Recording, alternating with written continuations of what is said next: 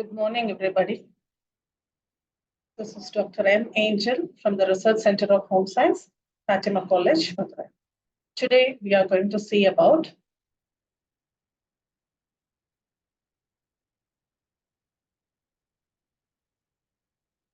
the principles of food preservation.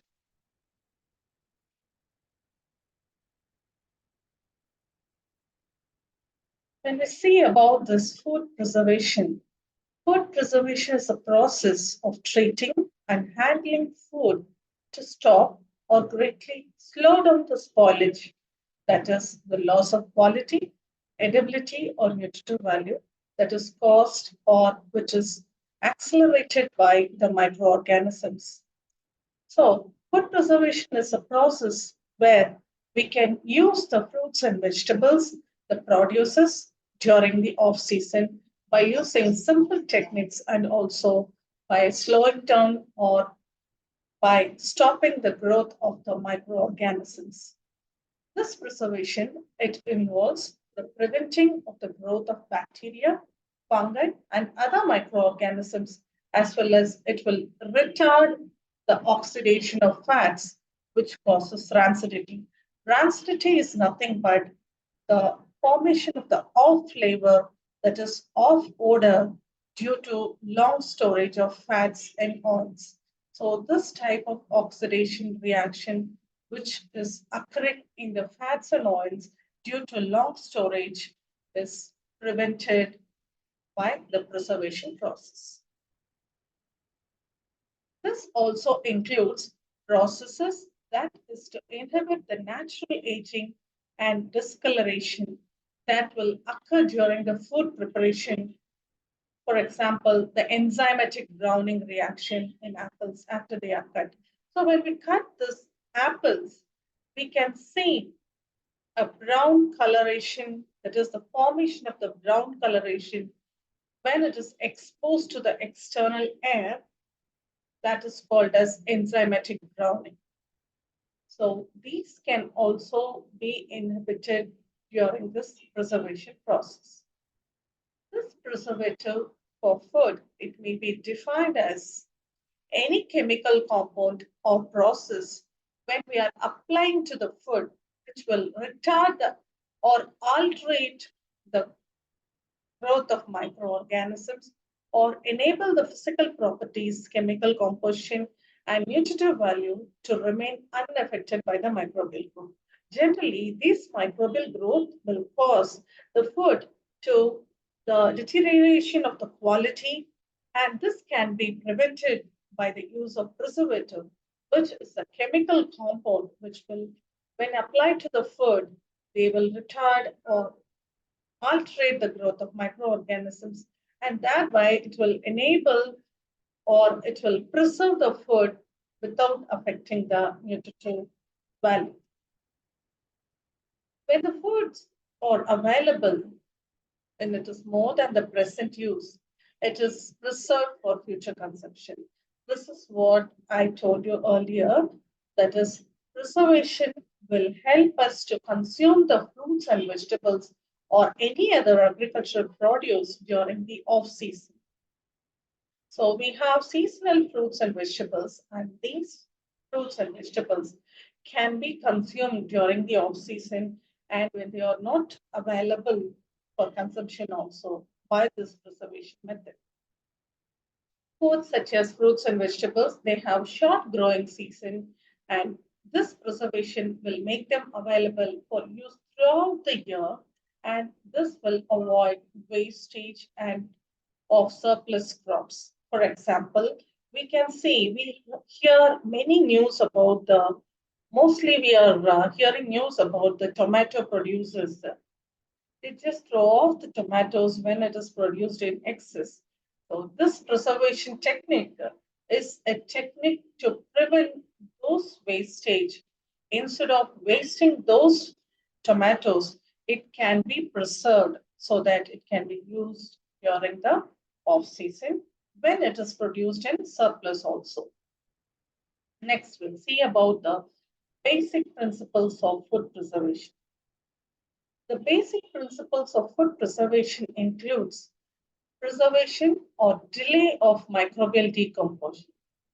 This can be achieved by keeping out of microorganisms, that is called as asepsis, where the microorganisms will not come into contact with the food. Next one is the removal of microorganisms. When we remove the microorganisms from the food, there it will be preserved. For example, by filtration method. Next one is the hindering the growth of microorganisms.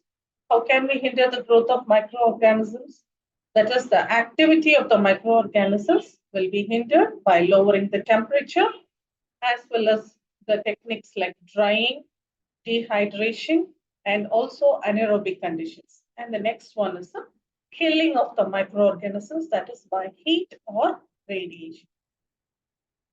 Next, the preservation or delay by self-decomposition of food, that is brought by destruction or inactivation of food enzymes, that is by blanching.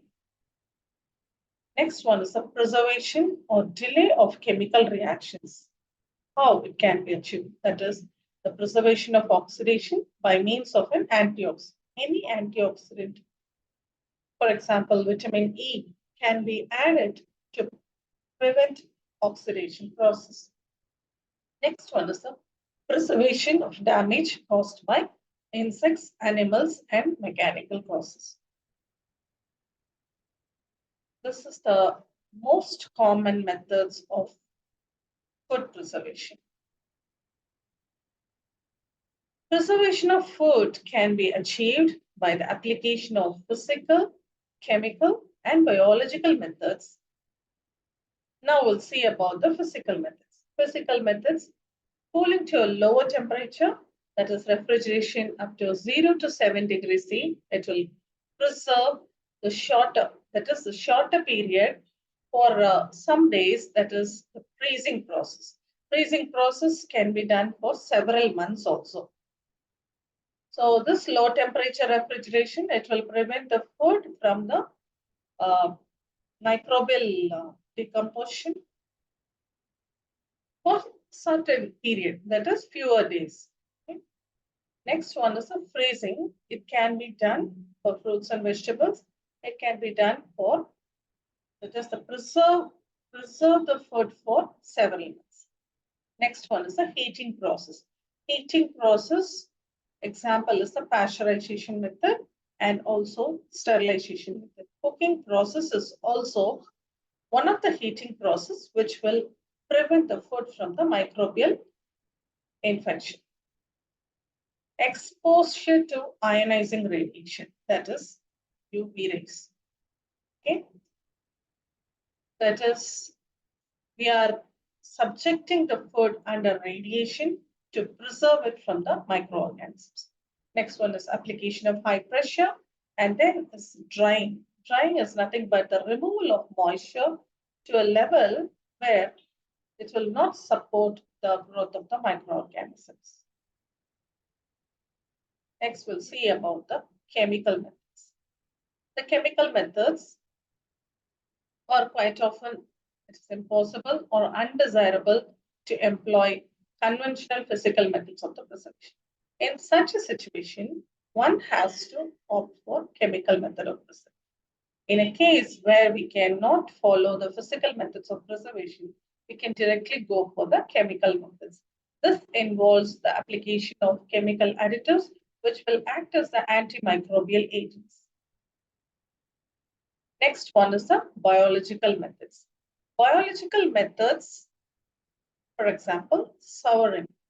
Souring, that is fermentation, lactic and acetic acid. Example, cheese and cultured milk. Okay, this is also a method of preservation by biological methods. So, for example, we can think about the production of cheese and cultured milk. Okay. The best example for fermentation is curdling of milk and also making a batter, and which is undergoing a fermentation process for making an idli and dosas.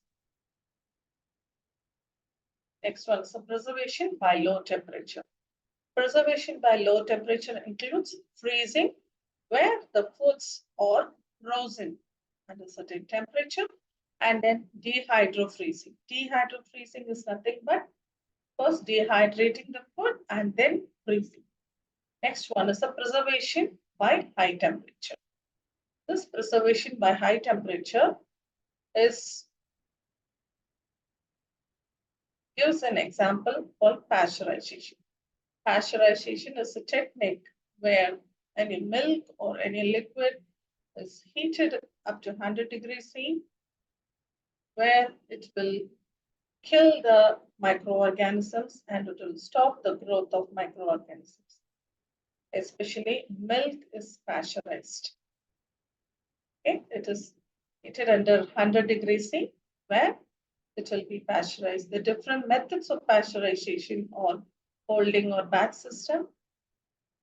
Next one is the high temperature short time method. Next one is the ultra high temperature system. And other than that, the preservation of high temperature is canning. Next, we'll see about the preservation using the preservatives. There are different types of preservatives which are helpful in preserving the fruits and vegetables. Preservation by high osmotic pressure. So here we can use sugar, salt, and through dehydration process, we can preserve the food by the high osmotic pressure. Osmosis is nothing but diffusion of particles from one concentration to another concentration through a semi-permeable membrane. Here, high concentration of sugar is one of the examples, high concentration of salt and preservation by dehydration. High concentration of sugar gives an example of jam and jelly. The preparation of jam and jelly comes under the preservation of high concentration of sugar. High concentration of salt is preparation of preparation of pickles, and also the dry fish meal. And the preservation by dehydration is nothing but preparation of the dried vegetables like vattals, vadams, and all that. Next one is the food irradiation. Food irradiation is nothing but the food is permitted under radiations to kill all the microorganisms. And these are all the methods of food preservation. Thank you. Thank you for listening, for your patience.